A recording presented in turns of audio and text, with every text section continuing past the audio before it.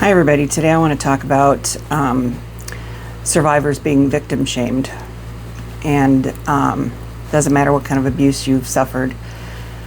It just seems like it's not bad enough that we have to live with the effects of the abuse for the rest of our lives. Then we have to live with society, judges, police, politicians, lawyers, all victim shaming us.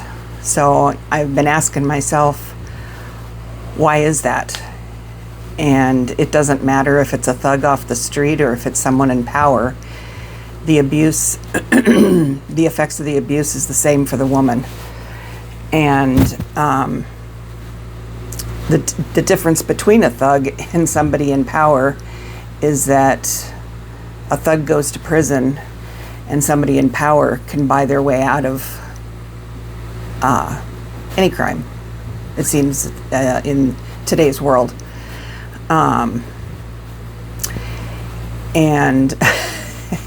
that's just, I don't know, it's something that needs to change. I mean, our system is so corrupt.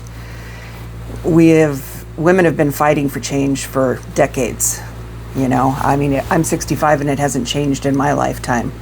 So I don't know how we're going to get it to change, but I think the younger generation needs to kind of step up to the plate and hopefully go into politics, some women. And we need a change in Washington, not just in the White House,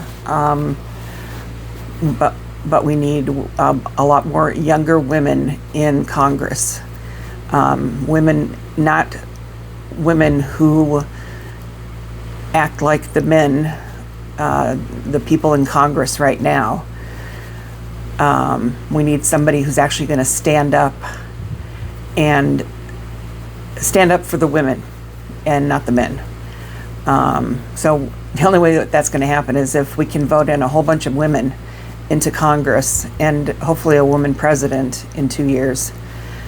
Because that's the only way that there's ever going to be any change. And, I just don't know what it's going to take, to get the respect and protection that we deserve. We're the ones that are always told to take some kind of self-defense course, buy mace, buy a stun gun, or I don't know what they're called, but find a way to protect yourself and stop dressing the way you dress, and don't go out at night, and don't do this, don't do that, do this, do that. Instead of protecting us, we're left to defend for ourselves. And instead of changing it and saying, that the man needs to do this or the man needs to do that, it's all on us. And that's the way it's been forever. And I just don't think it's going to change unless we can get enough people, in Congress to make that happen. Most of the men that are in there right now, in the House, a lot of them are really old. And even some of the women are really old. Like, I can't think of her name, but she's from Maine. She's got dark hair, and she's got to be at least 90 years old.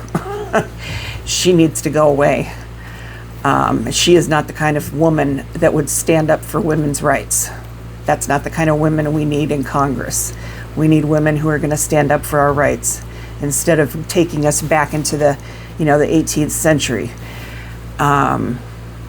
Like is what's trying to happen right now with who's in the White House. So, I'm not a fan of Trump. So if you're a Trump fan and you're offended by me not being a Trump supporter, that's fine. You can go ahead and go somewhere else. It's not going to hurt my feelings at all, because, in fact, if you're a Trump fan, I hope you go somewhere else. I don't want to turn this into politics, but honestly, if you're a sheriff or a police commissioner or chief, whether you're a DA, they're all politics, and so we need to change. We need to change all the politicians, and we need to have when. I don't remember the guy's name, but he's a Democrat running up in Maine against the dark-haired lady I mentioned that I don't know her name, who's a Republican. I was psyched, to see somebody running, and then it turns out he's just another abusive man. So it doesn't matter if you're independent, Republican, Democrat. It doesn't matter. There's abusive men in every party, every race, everything, and there's way too many of them, and they're being slapped on the hand. If a guy gets charged with rape, he might serve 3 to 5 years in prison. It depends on the state. Some states are really harsh, and other states are a slap on the hand and you're out the door. That needs to change too. So women, we have to stand up for ourselves. The men aren't going to help us. There's a few good men out there that stand behind us, but we. Well, actually, I've been wondering. So I did some research.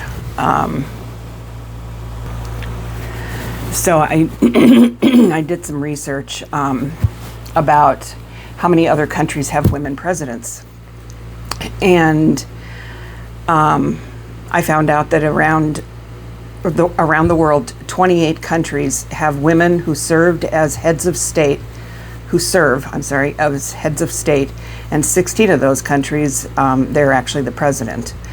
And some of the countries who have a woman in charge, you'd never guess that, because some of them are third world countries. So I just want to name a few the countries that have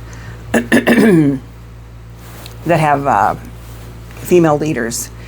And the first one is Dominica, Honduras, Georgia, Iceland, India, Kosovo. I'm not sure if I'm pronouncing some of these countries correctly. Some of them I have never even heard of. Malta, the Marshall Islands, Mexico, who is at our south border, Moldova, Namibia, North Macedonia, Slovenia, Switzerland, Tanzania, Trinidad, and Tobago. So, if some of these 3 third world countries can have a female president, why can't the United States? Because, we are the leader of the world, supposedly. Not really so much right now, but we should be the ones setting that precedence, not third world countries. And so it's way past time for a woman to be in charge. Women are smarter, we're hardworking, we can take pain that men can't even handle. I'm talking about emotional pain. I'm talking about physical pain. If men had to endure the things that we have, they would all be dead by now. So we are the stronger of the sexes. There's no doubt about it. And that's why men try to put us down, because they know that we're stronger than them. And we can't let that happen anymore. Somehow, we have got to change this and stand up for ourselves. So if there's any of you young ladies that are listening to this video, I hope that you will be the next generation to come in and make that change. I'm too old. I can't run for anything. But you can. And so I really hope that somebody will, not just somebody, many of you young ladies will get into politics and change this world for the better and not the worse. Hang on a second. Some of the things I would like to see for the future generations is new laws against against men who abuse women. And this is going to sound really harsh, but there's other countries that have a lot harsher sentences than we do, like I believe in China. I don't know if they're still doing it, but they used to. If you were caught stealing, they would cut your hands off.